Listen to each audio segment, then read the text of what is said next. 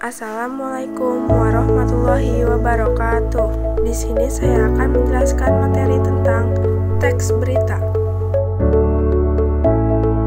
Teks berita adalah teks yang berisi informasi atau kejadian penting yang telah atau sedang terjadi dan disajikan melalui media.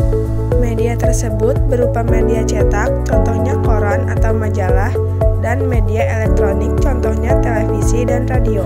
Informasi dalam berita yang disampaikan harus berdasarkan fakta.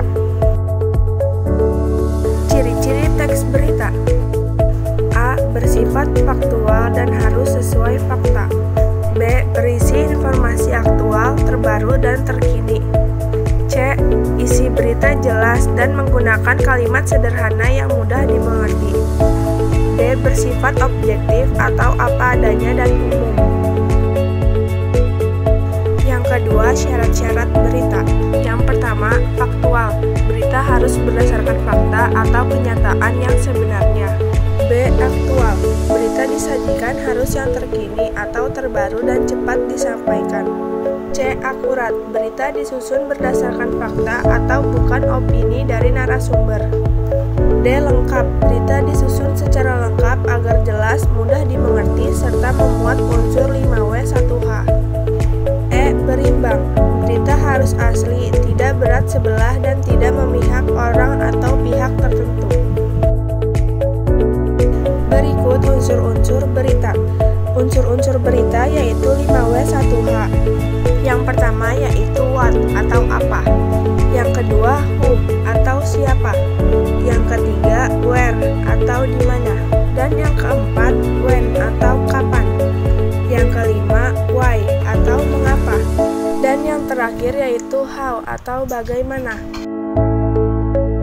Struktur, pola penyajian, dan kaidah kebahasaan teks berita. Yang pertama, struktur berita. Yang pertama ada judul, yaitu memuat tentang kejadian yang akan dibahas. Yang kedua ada teras berita, berisi pembukaan tentang hal yang akan diberitakan. C. Tubuh berita, berisi peristiwa-peristiwa secara rinci mengenai keseluruhan berita.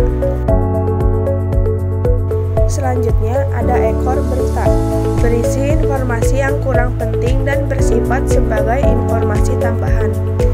2. Pola penyajian berita. A. Struktur bebas. Hal yang menarik dapat diletakkan di bagian tengah atau akhir berita. B. Piramida bertumpuk. Digunakan untuk membangkitkan rasa ingin tahu pembaca.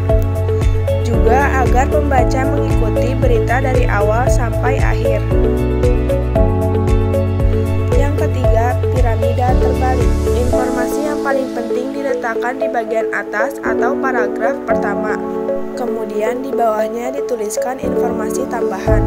Hal ini membuat penyampaian pesan berlangsung lebih cepat dan efektif, dan membantu pembaca mengikuti pesan secara efisien. Yang ketiga, kaidah kebahasaan teks berita. A. Bahasa baku, netral, dan objektif. Berita menggunakan bahasa baku, netral, dan objektif. Bahasa juga dibuat secara singkat, padat, lugas, jelas, dan komunikatif. B. Konjungsi. Yang pertama ada konjungsi temporal. Contohnya sejak, sebelum, ketika, semenjak, dan lain-lain. Yang kedua ada konjungsi kronologis, yaitu kata hubung menjelaskan urutan waktu. Contohnya kemudian, lalu, setelah itu, dan lain-lain. Dan yang ketiga ada konjungsi bahwa atau sebagai penerang kata yang diikutinya. Selanjutnya, C. Kutipan langsung dan kutipan tidak langsung.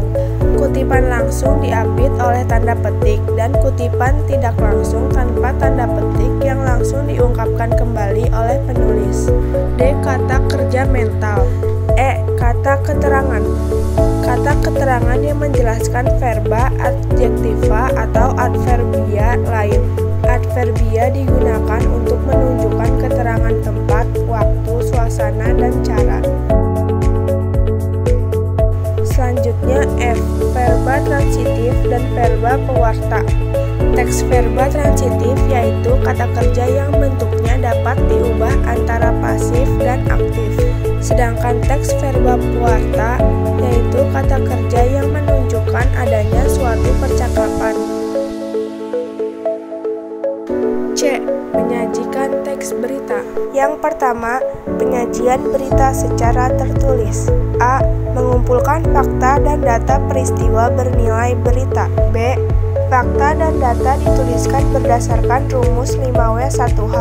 C. Komposisi naskah berita terdiri atas judul, baris tanggal, teras berita, tubuh berita, dan ekor berita. D. Menyunting naskah berita atau koreksi kembali sesuai data dan informasi yang diperoleh. Yang kedua, penyajian berita secara lisan. A.